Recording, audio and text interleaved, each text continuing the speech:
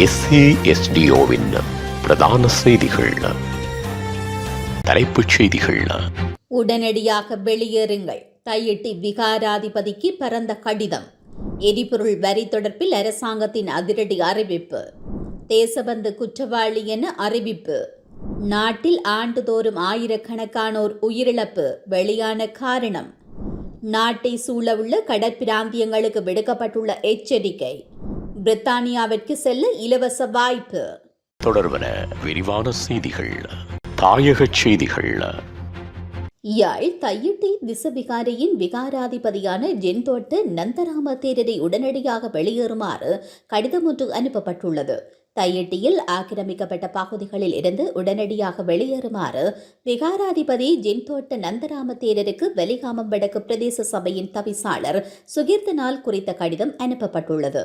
தையிட்டி முத்தகலட்டி என்னும் பகுதியில் தனக்கு சொந்தமான ஆதனத்தை ஜின்தோட்ட நந்தராம தேரர் சட்டவிரோதமாக ஆக்கிரமித்து அங்கு புதிய கட்டுமானம் ஒன்றை அமைத்து வருகிறார் என்று பொதுமகன் ஒருவர் முறைப்பாடு வழங்கியுள்ளார். இதையடுத்து குறித்த பகுதிக்கு ஜின்தோட்ட நந்தராம தேரர் உரித்தாளர் என்றால் அதற்குரிய ஆவணங்களை ஒப்படைக்குமாறும் இல்லையில் ஆக்கிரமிக்கப்பட்ட பகுதியிலிருந்து உடனடியாக வெளியேறுமாறும் வெலிகாமம் வடக்கு பிரதேச சபையின் தவிசாளர் கடிதத்தில் சுட்டிக்காட்டியுள்ளார்.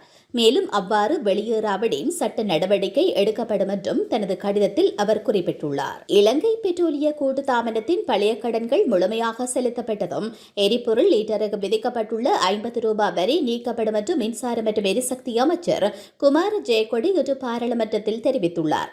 கடந்த அரசாங்க ஆட்சியின் போது திரைசேரிக்கு இலங்கை பெட்ரோலிய கூட்டுத்தாபனம் மொத்தமாக 884 பில்லியன் ரூபாய் செலுத்த வேண்டியிருந்ததாக தெரிவித்துள்ளார். அந்த கடனை தீர்க்கவே ஒரு லீட்டர் எரிபொருளுக்கு 50 ரூபாய் வரை அறிமுகப்படுத்தப்பட்டதாக அவர் சுட்டிக்காட்டினார். அந்த கடனின் அரைவாசி தற்போது ஏற்கனவே செலுத்தப்பட்டுள்ளதாகவும் மீதமுள்ள தொகையும் செலுத்தப்பட்டதும் எரிபொருளுக்கான 50 ரூபாய் வரியை நீக்குவது குறித்து அரசாங்கம் பரிசீலனை செய்யும் என்றும் அவர் சுட்டிக்காட்டினார். ஐக்கிய மக்கள் சக்தியின் நாடாளுமன்ற உறுப்பினர் தயாஸ்ரீ ஜெயசேகர எழுப்பிய கேள்விக்கு பதிலளிக்கும் போதே அவர் இதனை தெரிவித்துள்ளார். கட்டாய விடுமுறை வழங்கப்பட்டுள்ள போலீஸ் மாதிபர் தேசபந்து குற்றவாளி என அறிவிக்கப்பட்டுள்ளது. நாடாளுமன்றில் சபாநாயகர் ஜெகத் விக்ரமரட்ன இந்த விடயத்தை அறிவித்துள்ளார். தேசபந்து தென்னக்கோன் தொடர்பில் விசாரணை நடத்திய ஆணைக்குழு விசாரணை அறிக்கையை நாடாளுமன்றில் சமர்ப்பித்துள்ளது. இந்த விசாரணை அறிக்கையின் அடிப்படையில் தேசபந்து தென்னக்கோன் குற்றம் இழைத்துள்ளதாக நாடாளுமன்றில் அதிகாரப்பூர்வமாக அறிவிக்கப்பட்டுள்ளது. தேசபந்து தென்னக்கோனை பதவியிலிருந்து நீக்குமாறு விசாரணை ஆணைக்குழு பரிந்துரை செய்துள்ளதாக சபாநாயகர் ஜெகத் விக்ரமரட்ன தெரிவித்துள்ளார். கடந்த ஏப்ரல் மாதம் தேசபந்து தென்னக்கோனை பதவி நீக்கம் செய்வது குறித்து ஆராய்வதற்காக 3 பேர் அடங்கிய ஆணைக்குழு நிறுவப்பட்டிருந்தது. உச்சநீதிமன்ற நீதியரசர் பிரீத்தி பத்மன் சூரசேன தலைமையிலான ஆணைக்குழுவினர் தேசபந்து தென்னக்கோன் ஒரு குற்றவாளி என அறிவித்துள்ளது. தேசபந்து அதிகார துஷ்பிரயோகத்தில் ஈடுபட்டதாகவும் பல்வேறு முறைகேடுகளில் ஈடுபட்டதாகவும் குற்றம் சுமத்தப்பட்டிருந்தமை குறிப்பிடத்தக்கது. நாட்டில் காயங்கள் காரணமாக ஆண்டுதோறும் 12,000 பேர் உயிரிழப்பதாக சுகாதார அமைச்சகம் தெரிவித்துள்ளது. அத்தோடு காயங்கள் காரணமாக ஆண்டுதோறும் 1 மில்லியனுக்கும் அதிகமானோர் வைத்தியசாலையில் அனுமதிக்கப்படுவதாகவும் சுட்டிக்காட்டப்பட்டுள்ளது. சுகாதார அமைச்சின் அறிக்கையின்படி 15 முதல் 65 வயதிற்குட்பட்டவர்களே காயங்கள் காரணமாக பெரும்பாலும் உயிரிழக்கின்றனர். இவ்வாறான காயங்கள் பெரும்பாலும் முறையான பாதுகாப்பு நடவடிக்கைகள் மற்றும் சரியாக செயற்படுவதன் மூலம் தவிர்க்கக்கூடியவை.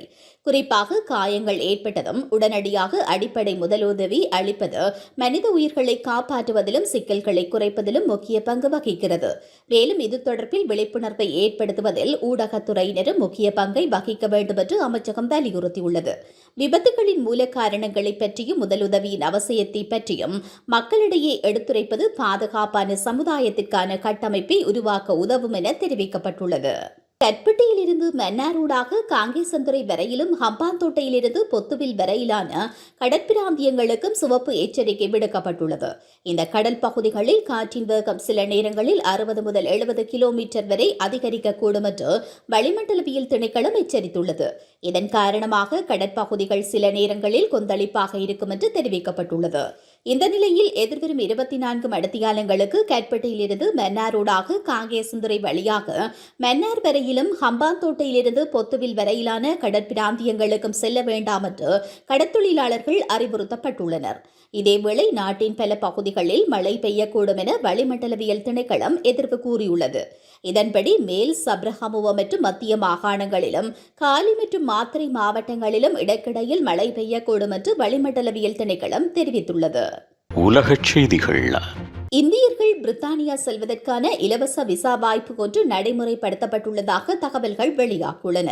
இதற்கான விண்ணப்ப படிவத்தை இன்று மதியம் 1:30 முதல் நாளை மறுதினம் வரை பதிவு செய்யலாம் என்று தெரிவிக்கப்பட்டுள்ளது. இந்த விசாவுக்கு விண்ணப்பம் செய்பவர்கள் 18 முதல் 30 வயதிற்கு உட்பட்டவர்களாக இருக்க வேண்டும்.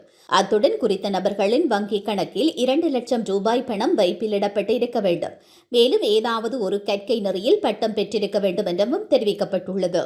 இந்த நிலையில் குறித்த விசாவினை பெற்றுக்கொண்டால் லண்டனில் 2 வருடங்கள் பணிபுரியலாம் என அறிவிக்கப்பட்டுள்ளது.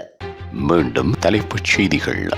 உடனடியாக வெளியேறுங்கள். தையிட்டி விகாராதிபதிக்கு பரந்த கடிதம்.